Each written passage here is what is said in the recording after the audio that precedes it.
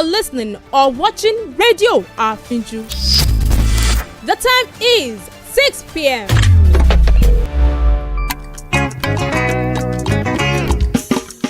Ẹ bá mi pè o. Àfínjú. Kí lorúkọ rẹ̀? Àfínjú. Rédíò. Àfínjú. Gbogbo èèyàn ló ń gbọ́ Àfínjú. Gbogbo èèyàn ló ń wo Àfínjú. Lórí WhatsApp. Àfínjú. Instagram. Àfínjú. Facebook. Àfínjú. Lórí X. Àfínjú. Lórí YouTube. Àfínjú. Lórí TikTok. Àfínjú. Kí lorúkọ rẹ̀? Àfínjú. Ẹ bá mi pè o. Àfínjú. Rédíò. Àfínjú. Gbogbo èèyàn ló ń gbọ́ Àfínjú. Gbogbo èèyàn ló ń wo Àfínjú. Gbogbo èèyàn ló ń gbọ́ Àfínjú. Gbogbo èèyàn ló ń wo Àfínjú. Rédíò Àfínjú. Rédíò Àfínjú. Rédíò Àfínjú. This is the world news on Radio Afinju.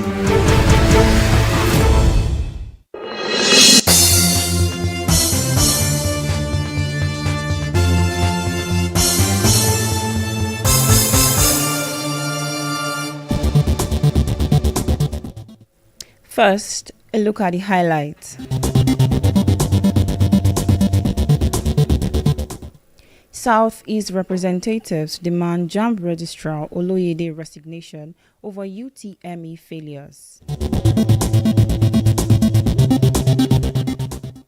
Tanzania president warns meddling Kenya activist.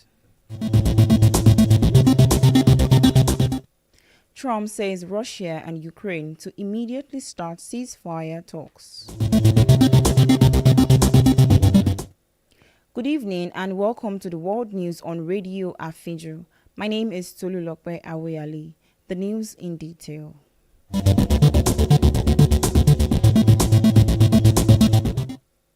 The Southeast Caucus of the 10th House of Representatives has called for the resignation of the Registrar of the Joint Admissions and Matriculation Board, Ishaq Oloyede, over the technical glitch recorded in the 2025 Unified Tertiary Matriculation Examination. It also called for the examination to be completely cancelled and a new date fixed for the exercise across the country. In a statement from the caucus leader, Igariwe Enowo, the lawmakers described the examination's outcome as a national shame. He also announced that about 379,997 candidates would retake the examination following widespread complaints of technical glitches, unusually low scores, and alleged irregularities in the questions and the answers during the exercise. JAMB said it established that the technical glitch affected 157 out of the 887 centers, leading to the candidates' general low performance.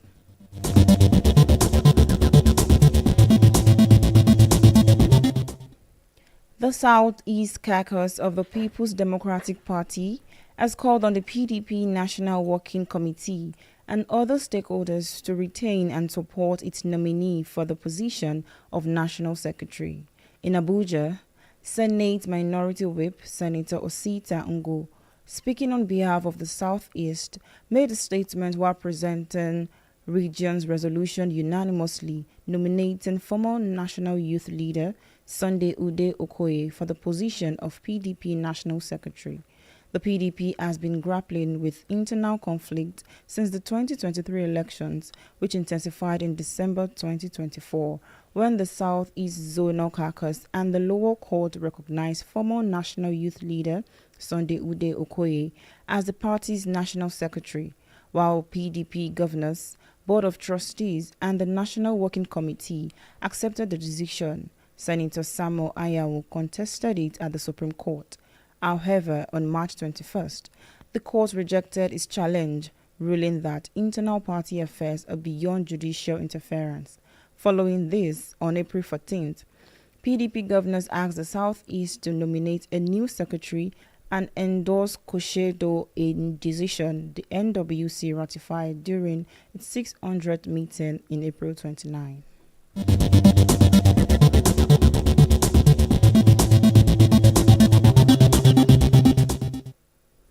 The The Federal Capital Territory High Court in Maitama, Abuja, has ordered the service of a hearing notice on the All Progressives Congress following the absence of a representative to appear for the party in the ongoing nomination fee refund suit brought against by a former aspirant.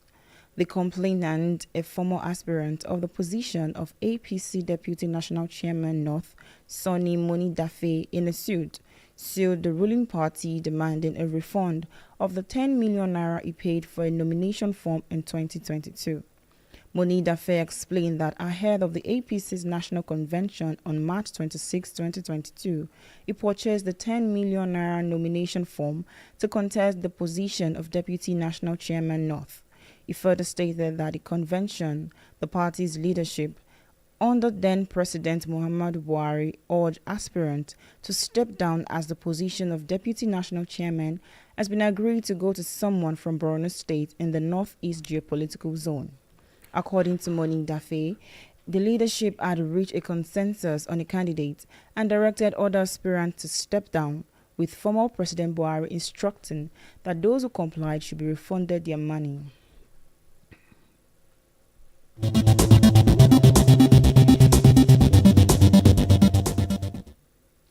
Members of the Trade Union Congress protested at the Federal Ministry of Finance in Abuja over poor welfare, non-payment of allowance arrears, and other emoluments for workers. The aggrieved workers of the Nigerian Nuclear Regulatory Authority, under the aegis of the Petroleum and Natural Gas Senior Staff Association of Nigeria, accused the Minister of Finance, Wale Edun, of withholding their statutory entitlement despite several appeals. The red T-shirts and with placards locked the gate of the ministry, depriving vehicles from going in and out of the premises and forcing workers who came to work to return home. Speaking with journalists, the Industrial Relations Officer of the authority, Patrick Solomon, said the management of the ministry was insensitive to the workers' requests.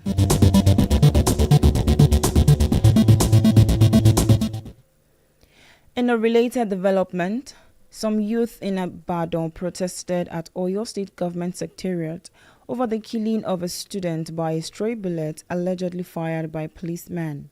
The student, said to be writing the ongoing West African Examination Council (WAEC), was hit by a stray bullet around Gbagi Market Road in the early hours of the day on his way to write the examination in company with his sibling and father.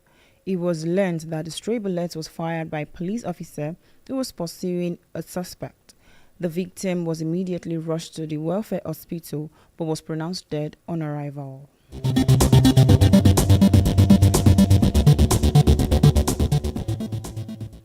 Away from Nigeria, Tanzania's President Shahima Hassan has warned activists from neighboring Kenya that she will not allow them to meddle in their country's affairs and cause chaos. A comment came after prominent Kenyan lawyers and rights campaigners were deported and preventing them from attending the court case of an opposition leader charged with treason.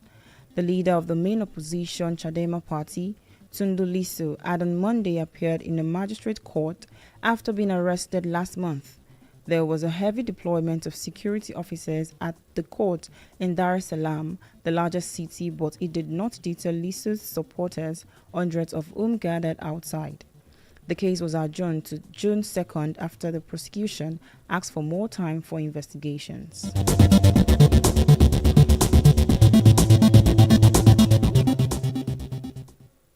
In Asia, Taiwan President Lai Ching-te said his country wants peace and dialogue with China, but the government must continue to strengthen the island's defenses. China calls Lai a separatist and has rebuffed his multiple offers for talks.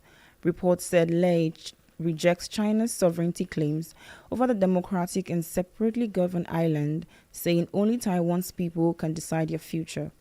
The government has warned that Beijing could mark the one-year anniversary with military drills, but speaking to reporters at the presidential office in central Taipei, Lai offered a message of peace. He added that Taiwan will continue to strengthen its defenses as preparing for war is the best way to avoid it. Leu also faces a challenge from possible United States tariffs currently on pause and said talks with Washington were continuing smoothly.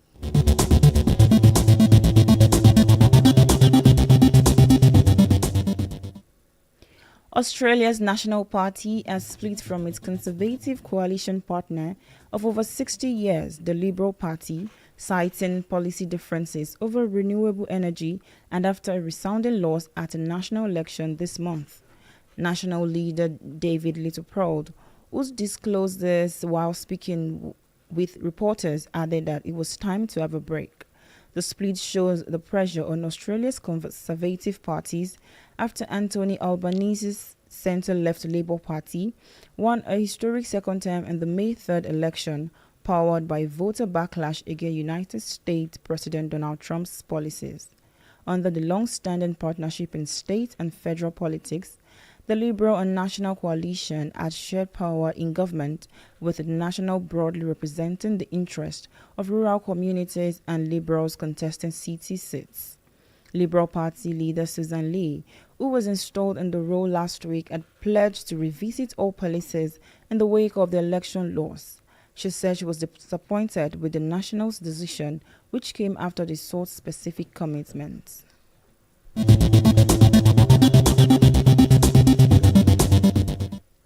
In Europe, the European Union and Britain have announced new sanctions against Russia without waiting for the United States to join them, a day after President Donald Trump spoke to Vladimir Putin without winning a promise for ceasefire in Ukraine.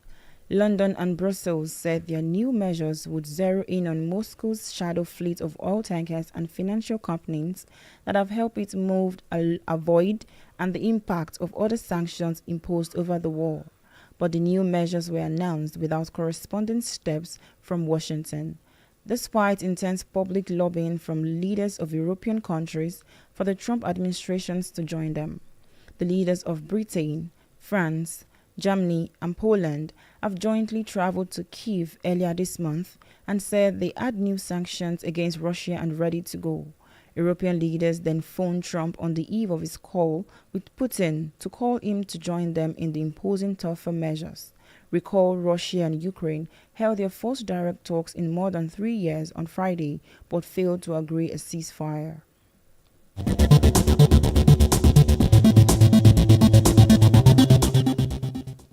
British anti-Islam activist Stephen Yaxley Lennon won a bid to trim his 18-month sentence for contempt of court, meaning he will be released from jail this week.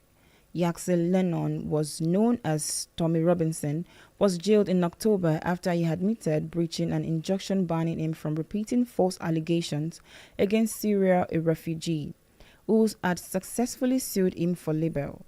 Britain's Solicitor General took legal actions against Yaxley Lennon over comments in online interviews and documentary titled Silenced, which has viewed millions of times and was played in London's Trafalgar Square in July. The judge who sentenced Yaxley Lennon said that 4 months of the 18-month sentence, half of which was to be served in jail, could have been lifted if Yaxley Lennon took steps to remove Silenced from his social media account and elsewhere online. Judge Jeremy Johnson ruled that Yaxley Lennon had purged his contempt, meaning his release date of July 26 will now be brought forward to May 26th.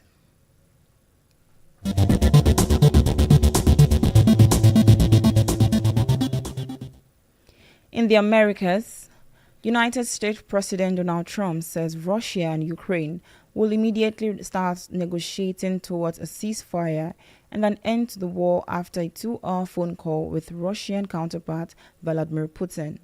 Trump, who described the conversation as having gone very well, also said conditions for peace would need to be negotiated between the two parties. Despite the note of optimism from Trump, who also spoke with Ukrainian President Volodymyr Zelensky, any ceasefire or peace deal does not appear close. Putin said he was ready to work with Ukraine on a memorandum on a possible future peace agreement, while Zelensky said it was a defining moment and urged the United States not to distance itself from the talks. In his remarks, the Russian president did not address demand from the United States and European countries for an unconditional 30-day ceasefire. After his one-on-one call with Trump, Zelensky reaffirmed Ukraine's desire for a full and unconditional ceasefire and warned if Moscow is not ready, there must be stronger sanctions.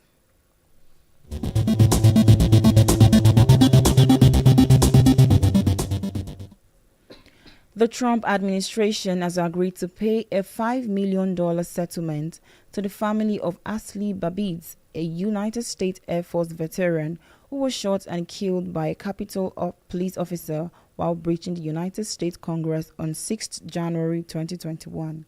Capitol Police Chief Tom Manga told reporters he is extremely disappointed with the decision, explaining that the officer involved in a shooting has been cleared of any wrongdoing. The settlement resolved a $30 million wrongful death suit filed by Babbitt's family and the conservative activist group Judicial Watch. Thousands of Trump supporters descended on the United States Capitol on January 6th in an attempt to halt the certification of Joe Biden's victory in the 2020 election. Babbitt was part of a group that smashed windows in an effort to enter the chamber of the House of Representatives while it was still in session, forcing lawmakers to delay certification and flee for safety.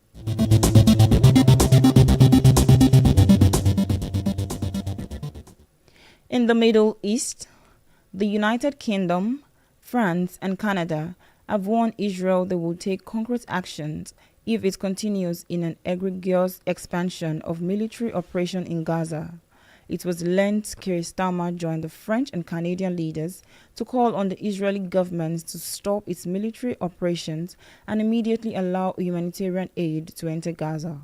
No food, fuel, or medicine had been allowed into Gaza since 2nd of March, and a situation the United Union previously described as taking a disastrous toll on the Palestinian population. Israel Prime Minister Benjamin Netanyahu responded by saying that 3 leaders had offered a huge price for Hamas in the Gaza war.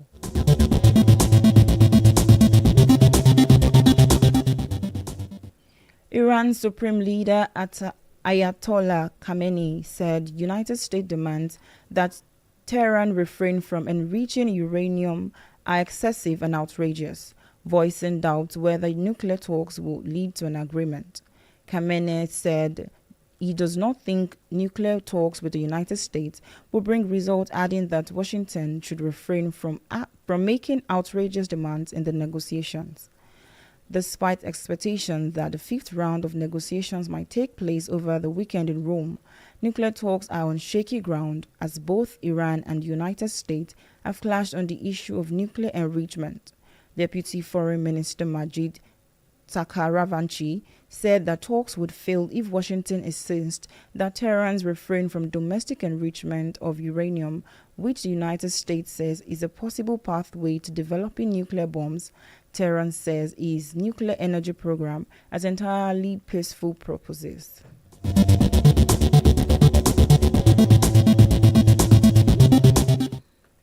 Talking sport, UEFA has ranked the best league in Europe as the 2024-2025 season draws a conclusion later this month.